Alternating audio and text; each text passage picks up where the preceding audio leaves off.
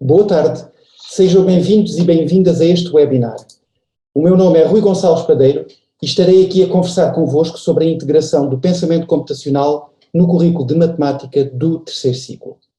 A nossa agenda para hoje será a seguinte. Primeiro, iremos fazer um enquadramento sobre o que é o pensamento computacional. De seguida, passaremos a falar sobre a transversalidade do pensamento computacional na educação. Seguindo a seguir para o pensamento computacional e a matemática, a sua integração através do documento curricular para a matemática no ensino básico. Depois iremos passar por alguns exemplos de integração do pensamento computacional no currículo e iremos terminar este webinar com a partilha de alguns recursos. Mas o que é o pensamento computacional? O pensamento computacional é um processo de pensamento que envolve a formulação de problemas e os meios para alcançar as suas soluções, de forma a que a sua representação permita que estas possam ser realizadas por um agente de processamento de informações que, em regra geral, será um computador. Estamos então perante uma capacidade que permite uma nova abordagem à resolução de problemas que pode eventualmente vir a ser solucionada com a ajuda de um computador. Não se trata apenas de programação, e estamos perante uma capacidade que requer um pensamento a múltiplos níveis de abstração. Estamos então perante um conjunto de capacidades analíticas, multidisciplinares e transversais aos vários saberes e de natureza muito diversificada e de âmbito universal. Estamos perante uma capacidade que estamos em crer, de acordo com a autora Jeanette Wing, deverá ser para todos, deverá estar ao dispor para que todos os alunos possam ter contacto e desenvolver o pensamento computacional. Relativamente às pedras angulares do pensamento computacional, nós identificamos como essenciais a abstração, a decomposição, o reconhecimento de padrões, a definição de algoritmos e juntamos um quinto pilar, uma quinta pedra angular, que é a depuração. A abstração, neste contexto, permite-nos focar apenas nas informações importantes, ignorando alguns detalhes irrelevantes que possam constar do enunciado da nossa tarefa ou problema. Na decomposição, o objetivo será tornar o problema, que eventualmente será um problema complexo, em partes menores ou etapas de resolução. No que diz respeito ao reconhecimento de padrões, o que se pretende aqui é encontrar algumas semelhanças dentro do próprio problema, mas também semelhanças que este próprio problema possa ter com outros da mesma natureza. Em relação à algoritmia, ou à definição de algoritmos, estamos em crer que, pegando na informação que já temos, vamos desenvolver uma solução passo a passo para o nosso problema, ou um conjunto de regras a serem seguidas no sentido de poder alcançar uma solução para o nosso problema. No que diz respeito à depuração, iremos procurar e corrigir erros que possamos encontrar nas nossas resoluções, mas também iremos refinar ou otimizar essas mesmas resoluções do nosso problema. O racional que está na base desta integração do pensamento computacional na educação assenta precisamente nestes 4 autores e destacamos aqui, por exemplo, no que diz respeito a Seymour Papert, a questão que está relacionada com a integração de linguagens de programação que se ajustam ao desenvolvimento cognitivo da criança. De acordo com algo que foi afirmado por Mitchell Resnick, o nosso foco aqui vai se centrar na importância das interações sociais nos processos de aprendizagem por descoberta e estamos em querer proporcionar o desenvolvimento de aprendizagens significativas e contextualizadas. Já no que diz respeito a Jeanette Wing, identificamos aqui algo que já foi dito há pouco, que é a tal capacidade de pensamento analítica fundamental e que estamos em crer que deverá estar disponível para todos. Relativamente a Marina Beers, vamos nos focar aqui em conceitos-chave que estão em outros domínios de aprendizagem, nomeadamente na leitura, na escrita, na matemática, nas ciências, nas expressões, na música, ou seja, nas diferentes áreas disciplinares que compõem o currículo do ensino básico. O pensamento computacional surge assim na educação de uma forma transversal. E ao surgir desta forma transversal, é fácil perceber que o seu desenvolvimento vai ter também em conta o desenvolvimento de algumas daquelas capacidades do século XXI, nomeadamente ao nível das literacias fundamentais, e aqui falamos em concreto da literacia científica e da literacia em tecnologias de informação e comunicação, também ao nível das competências. Estamos em crer que proporcionar o desenvolvimento do pensamento computacional às crianças e aos jovens também permite desenvolver o pensamento crítico, a criatividade, a comunicação e a colaboração, porque não vamos querer que os alunos estejam a trabalhar de forma isolada, vão estar a trabalhar em pequenos grupos e iremos aqui dar ênfase ao papel que a colaboração poderá ter em todo este processo. No que diz respeito a qualidades de caráter, vamos aqui, se calhar, enfatizar a curiosidade, a iniciativa e, fundamentalmente, a persistência. Estamos, assim, em crer que o pensamento computacional pode e deve ser desenvolvido na matemática, mas também nas ciências, nos estudos sociais, na física, na química, nas línguas, no português, ou seja, em todas as áreas disciplinares. Mas o que diz a investigação acerca do trabalho que já tem vindo a ser desenvolvido em torno do pensamento computacional na escola nestes últimos anos? Tem-se revelado muito relevante numa grande quantidade de países. São muito diversas as estratégias de implementação do pensamento computacional e surgem muitas vezes ligadas às disciplinas, às próprias disciplinas, de uma forma transversal ou especificamente numa outra área disciplinar. E predomina, igualmente, uma grande diversidade de conceitos e propostas teóricas. As intervenções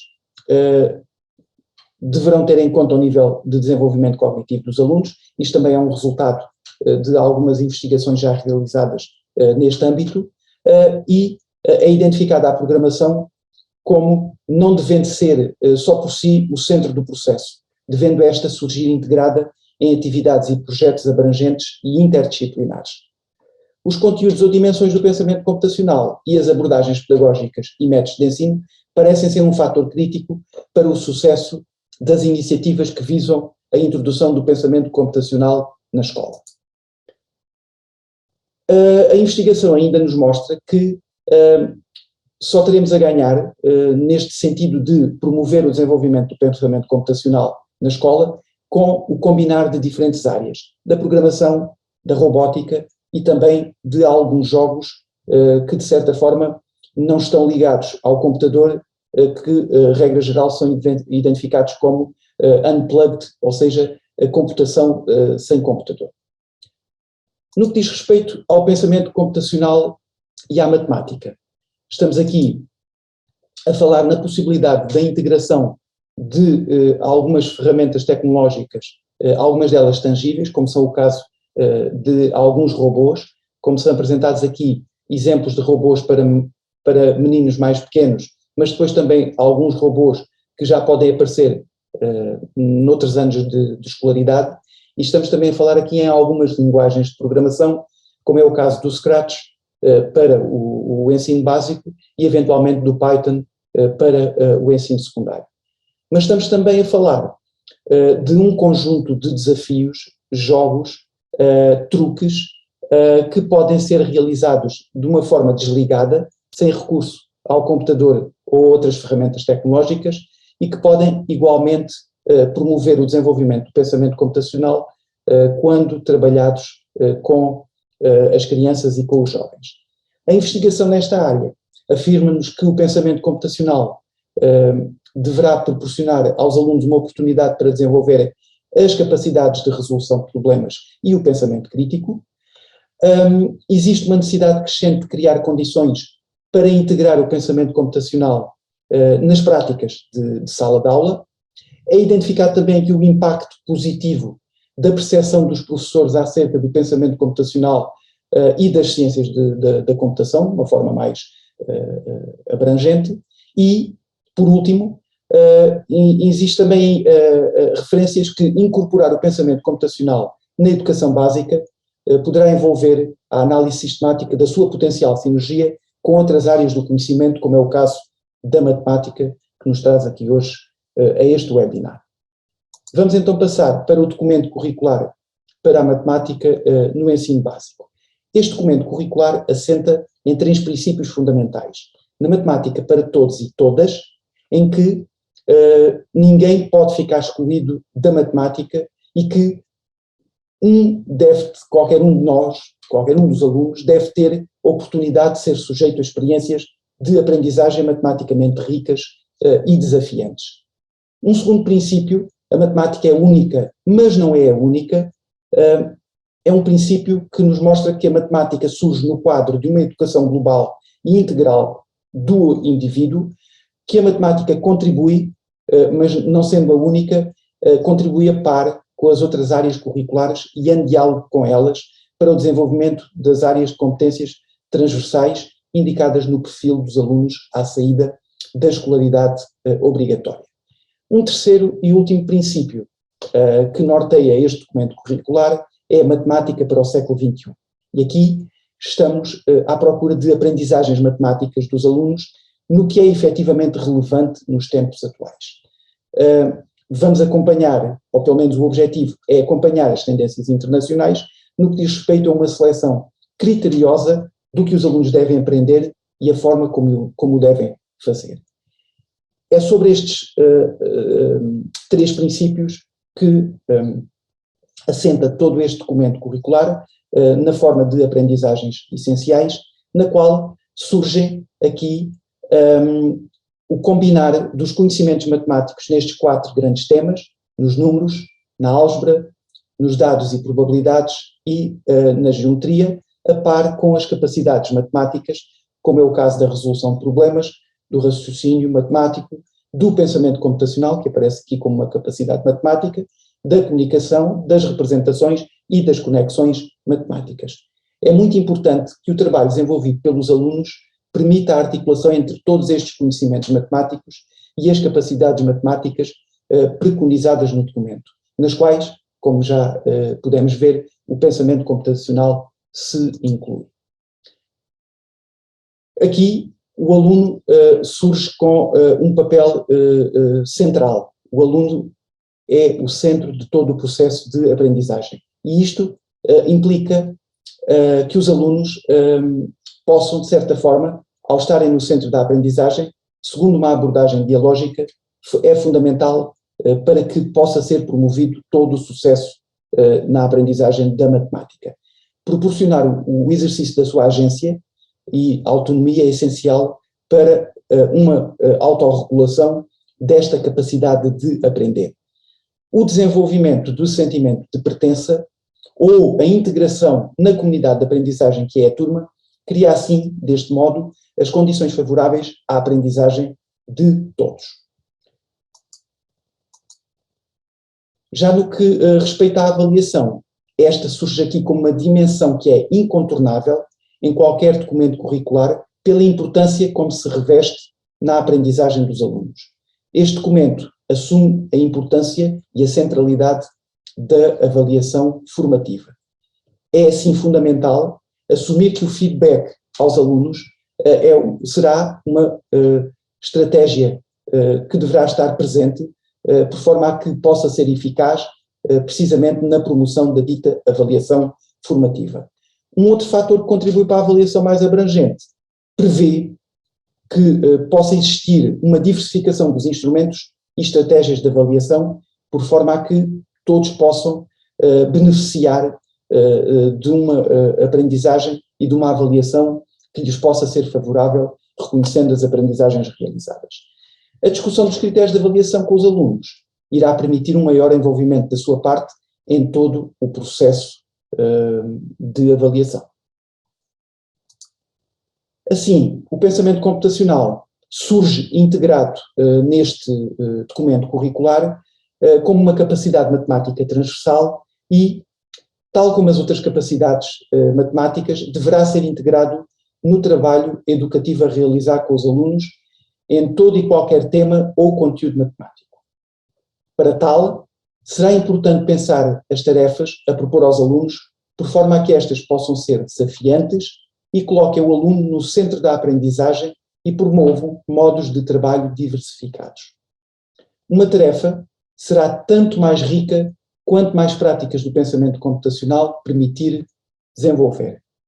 No documento curricular, e aqui com esta imagem retirada já dos documentos do terceiro ciclo, apresenta-nos então as 5 práticas do pensamento computacional, como é o caso da abstração, da decomposição, do reconhecimento de padrões, da algoritmia e da depuração, e estão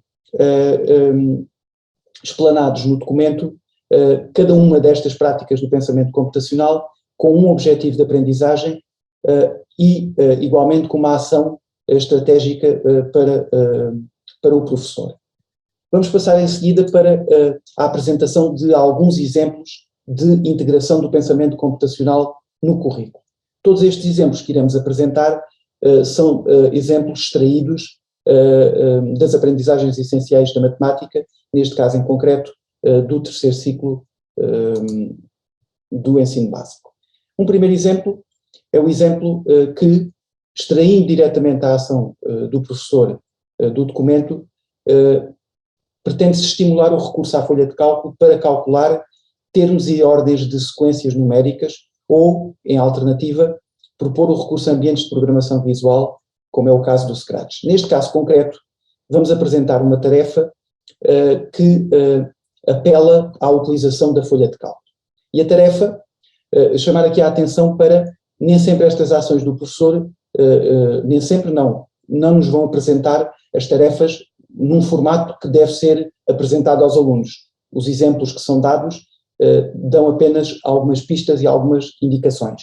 A tarefa deverá ser depois, posteriormente, construída por nós e devidamente adaptada ao contexto da turma com a qual iremos estar a trabalhar. A tarefa aqui neste caso poderia ser com o seguinte enunciado. Com recurso à folha de cálculo, determina os 20 primeiros termos de uma sequência nas seguintes condições. O primeiro termo é 5 e uma outra condição, cada termo obtém-se a partir do anterior, adicionando 7. Há aqui depois algumas perguntas que são as seguintes. 145 será um termo da sequência? Em caso afirmativo, qual é a sua ordem? E depois repete-se a pergunta relativamente ao 205. Aparece aqui um exemplo do que poderia ser o trabalho realizado na folha de cálculo, em que numa primeira coluna identificamos a ordem do termo e numa segunda coluna é então apresentada os nossos termos, ou seja, a nossa sequência. Primeiro é colocado o primeiro termo, que é 5, esse já é dado no enunciado, e é depois então na célula seguinte dessa segunda coluna que é feita a operacionalização de acordo com a lei de formação. Mostrando o exemplo de uma forma mais concreta, iríamos ter uma folha de cálculo em branco, já está aqui identificada a coluna onde vai ser colocada a ordem do termo e a coluna onde vai ser colocado o termo. Poderíamos muito rapidamente colocar aqui os termos. Uma forma rápida de o fazer é colocar os 2 primeiros, selecionar porque ele percebe qual é a formação que está aqui a ser feita e venho até aqui ao 20º termo. No que diz respeito aos termos da sequência, a primeira, nós já sabemos que o primeiro termo é 5 e depois sabemos que os termos seguintes são obtidos à custa do anterior, adicionando 7. E a partir daqui podemos selecionar esta segunda célula, correspondente ao segundo termo, que tem aqui a nossa lei de formação e arrastar para que ele possa prolongar até ao 20º termo, que será 138.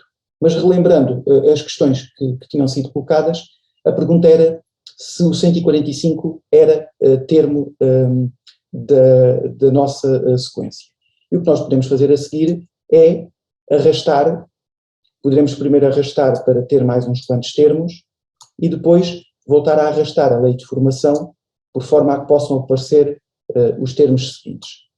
E aqui podemos verificar que o 145 é verdadeiramente um termo desta sequência e, mais concretamente, podemos afirmar que é o 21º termo da sequência. Continuando um pouco mais, porque tínhamos uma segunda questão que dizia respeito ao 205, vamos arrastar um pouco mais, arrastando também na segunda coluna com a lei de formação, e poderemos verificar que passamos de um termo que é o 201 para um termo que é o 208, ou seja, o 205 não vai ser um termo desta sequência. Voltando à nossa apresentação, vamos de seguida identificar as práticas do pensamento computacional que podem e devem ser desenvolvidas com a implementação desta tarefa.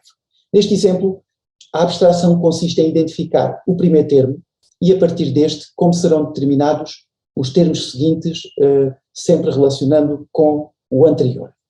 A decomposição também poderá ser desenvolvida nesta tarefa. Para tal, os alunos deverão identificar a forma de concretizar o primeiro termo e, em seguida, o segundo a partir do primeiro termo e depois o terceiro a partir do segundo e, por assim adiante, chegar à generalização desta sequência. No que diz respeito ao reconhecimento de padrões, o padrão desta tarefa é a forma recorrente de obter um determinado termo a partir do anterior, ou seja, é a lei de formação que nos é fornecida logo no enunciado da nossa tarefa. No que diz respeito à algoritmia, depois de identificadas e estruturadas as etapas de resolução desta tarefa, o algoritmo consiste na identificação da fórmula a utilizar, no caso de se utilizar, neste caso concreto, a folha de cálculo, que foi a nossa opção. Assim, os alunos deverão preparar as células para que a fórmula possa ser utilizada e depois possa ser replicada. Chama aqui em especial a atenção para o facto dos alunos na sala de aula eventualmente poderem estar a trabalhar com smartphones, ou seja, com uma folha de cálculo a partir dos smartphones, e aqui é preciso também ter algum cuidado na forma como depois é feita o copiar e o colar para as células seguintes, para que a fórmula introduzida na segunda célula da segunda coluna possa ser depois generalizada para as células seguintes. Ao longo do processo de resolução, e isto agora falando da última prática do pensamento computacional, da depuração, os alunos deverão verificar se os resultados estão de acordo com o esperado e otimizar os procedimentos com as fórmulas utilizadas, caso não o tenham feito inicialmente. Vamos avançar, vamos passar para um segundo exemplo, uma vez mais extraído das aprendizagens essenciais, neste caso concreto, do 8º ano, e a ação do professor dizia-nos que, ou pelo menos sugeria que se pudesse recorrer a ambientes de programação visual ou folha de cálculo para simular e ilustrar como é que se pode repetir uma experiência nas mesmas condições. E foi a partir daqui, desta ação, que foi construída a tarefa que vos é aqui apresentada. E a tarefa diz o seguinte: elabora um programa com recurso ao Scratch que permita estimar a probabilidade de saída de cada uma das faces de um dado cúbico numerado de 1 a 6.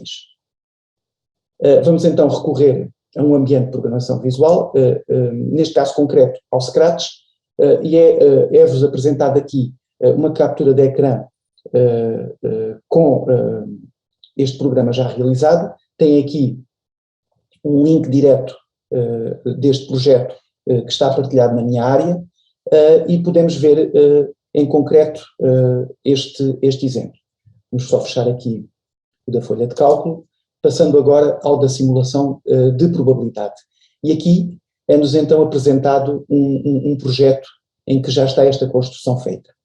Esta programação não será propriamente a programação mais simples, e não é por aqui que o trabalho deverá ser começado com os alunos, mas já estamos aqui a falar ao nível do 8º ano.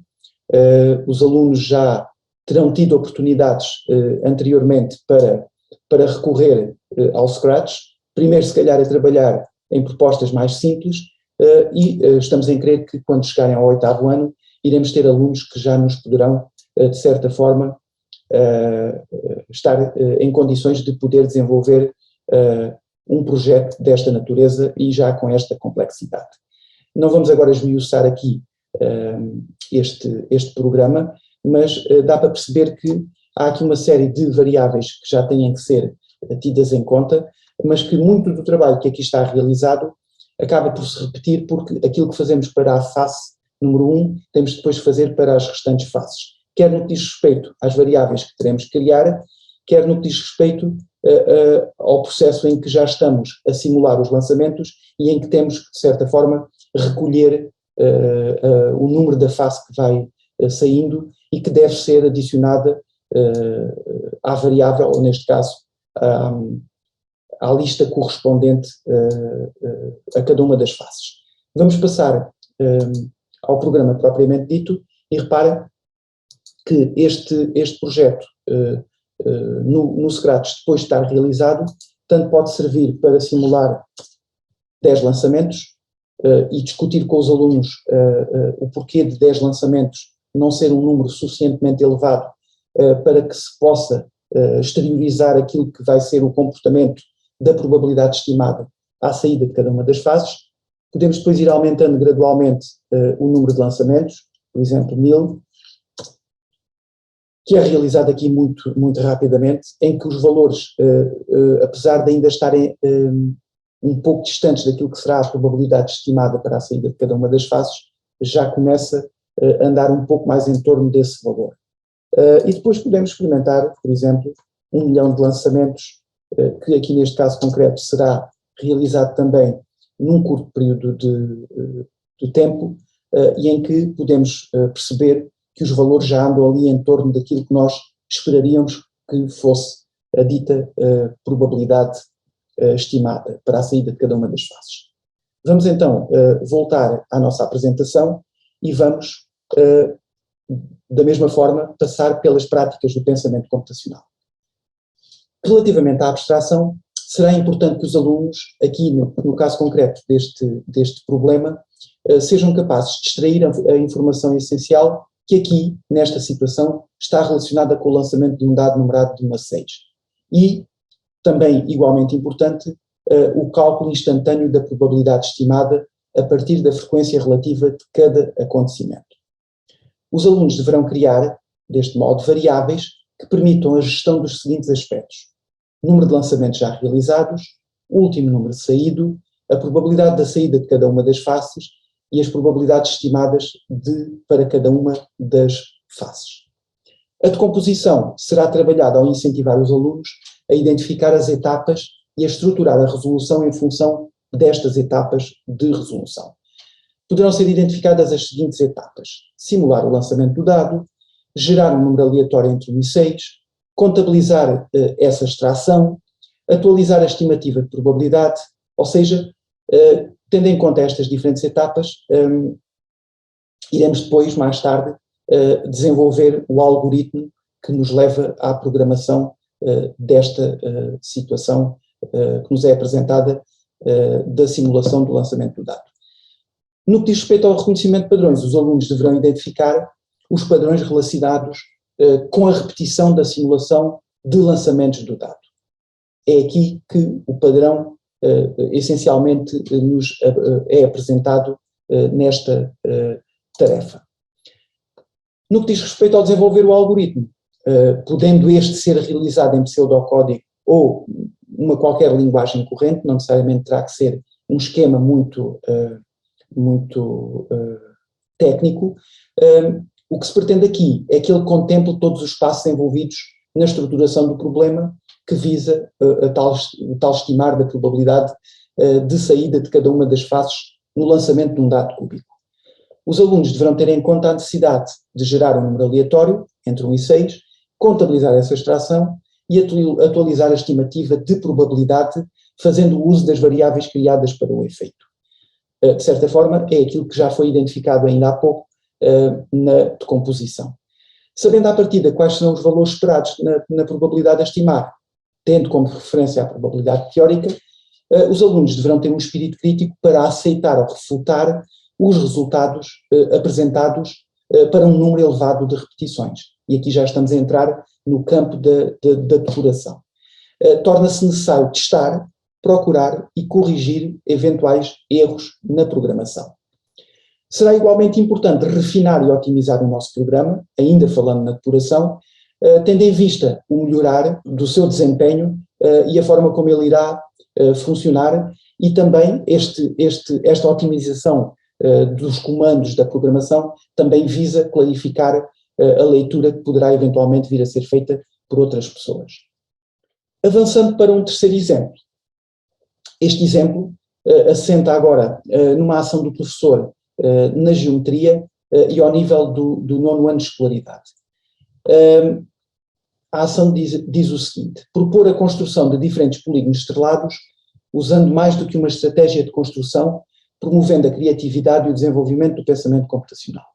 E o exemplo que nos é apresentado é recorrendo a ambientes de geometria dinâmica ou a ambientes de programação visual, a dobragens ou a cortes.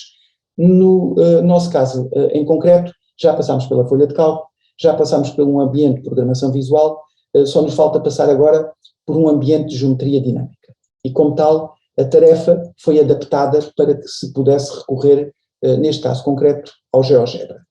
E a tarefa apresentada é a seguinte: um polígono estrelado regular é um polígono em que cada lado cruza pelo menos outro lado e que tem todos os lados e todos os ângulos iguais. Um exemplo: existe apenas um polígono estrelado com 5 vértices e 5 arestas, designado por pentagrama, conforme é apresentado na figura ao lado. A tarefa em concreto pede-nos o seguinte: a partir dos vértices de um polígono regular com 7 lados, constrói um polígono estrelado com recurso ao GeoGebra. E depois poderão aparecer questões como as que são apresentadas a seguir. O que é que acontece se forem unidos os vértices consecutivos? O que acontece se forem unidos vértices não consecutivos? Quantos polígonos distintos é que vamos conseguir obter, neste caso concreto, a partir de um polígono regular de 7 lados? E qual a amplitude de cada ângulo? Qual a relação entre essa amplitude e o número de vértices do polígono? Como possível extensão a esta tarefa, poderemos propor aos nossos alunos que possam ir para além do polígono de 7 lados e aumentar o número de lados do polígono e poder repetir as propostas que foram aqui apresentadas. No que diz respeito ao recurso ao GeoGebra, também deixo aqui disponível um link com uma construção já realizada, que está na área dos meus recursos e materiais do GeoGebra, mas vamos também passar pelo exemplo em concreto. Vamos então passar para o GeoGebra e verificar, através aqui desta construção previamente feita, que podemos partir do tal polígono regular com 7 lados e a partir daqui podemos, como foi sugerido, ligar os vértices consecutivos. E ao ligarmos os vértices consecutivos, o que nós vamos obter é precisamente o polígono regular de 7 lados, neste caso em concreto. Ou seja, não será aqui com este ligar dos vértices consecutivos que iremos encontrar um polígono estrelado de acordo com a definição que vimos há pouco. Numa segunda situação, poderemos então verificar que se não unirmos os vértices consecutivos, mas sim ao outro que vem a seguir, e mantendo esse padrão, essa regra, já vamos obter aquilo que poderemos considerar o nosso primeiro polígono estrelado com 7 vértices. Um terceiro exemplo, que já nos vai surgir ali um pouco mais para o lado, um terceiro exemplo já nos iria permitir perceber que, não unindo ao segundo vértice, mas sim ao terceiro, já iríamos obter um outro polígono estrelado distinto do anterior. Depois, o que poderíamos continuar a fazer era, mantendo esta regra de ir deixando um determinado número de vértices e perceber se iria dar origem a um novo polígono estrelado ou se a partir de uma determinada altura poderíamos começar a repetir alguns dos polígonos já desenhados anteriormente. Vamos então, tal como foi feito há pouco, passar à identificação das práticas do pensamento computacional que podem ser desenvolvidas associadas a este terceiro exemplo. E aqui estamos perante uma tarefa que revela grandes potencialidades para o desenvolvimento do pensamento computacional, ao permitir que cada uma das práticas possa ser trabalhada ao longo da sua resolução. A abstração será desenvolvida com os alunos a identificarem os elementos importantes a partir da definição de polígono estrelado. Mais concretamente, como deverão proceder na forma de ligar os vértices entre si.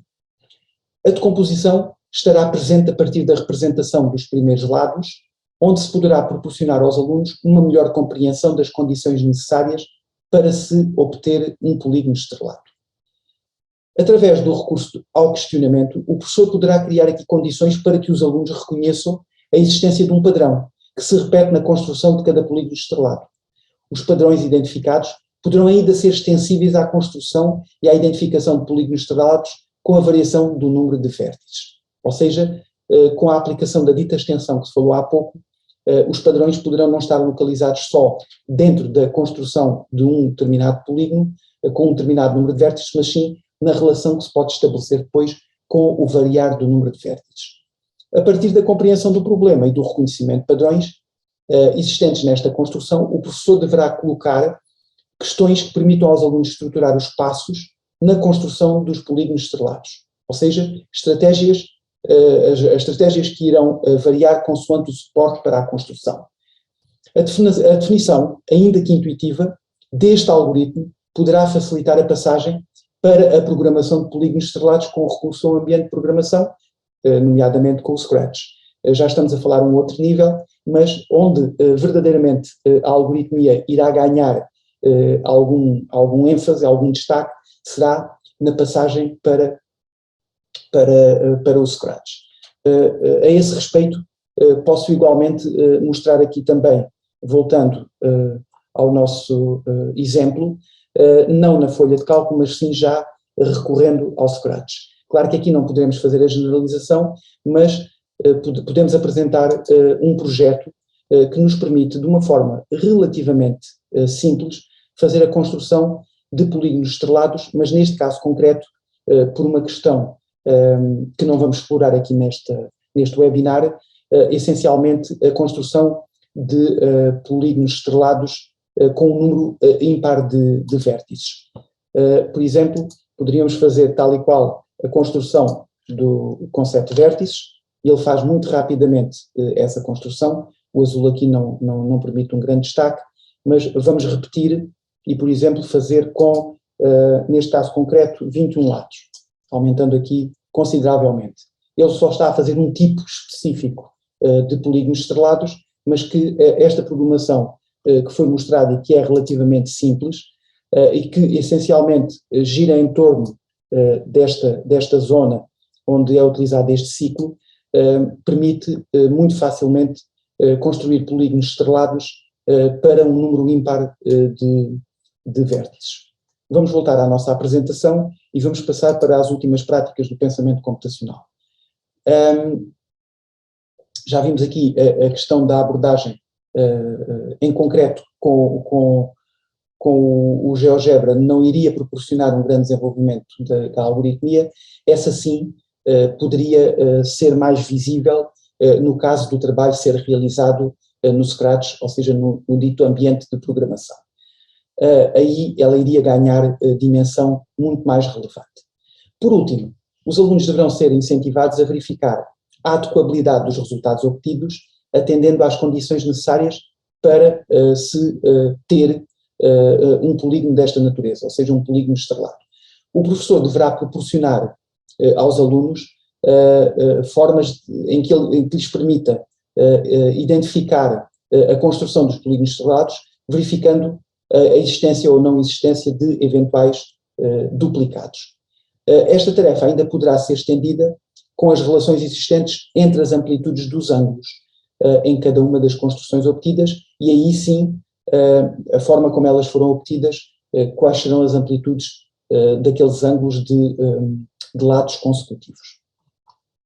Estamos quase a chegar ao fim do nosso webinar, e não iremos terminar sem apresentar alguns possíveis recursos que nós poderemos ter em conta.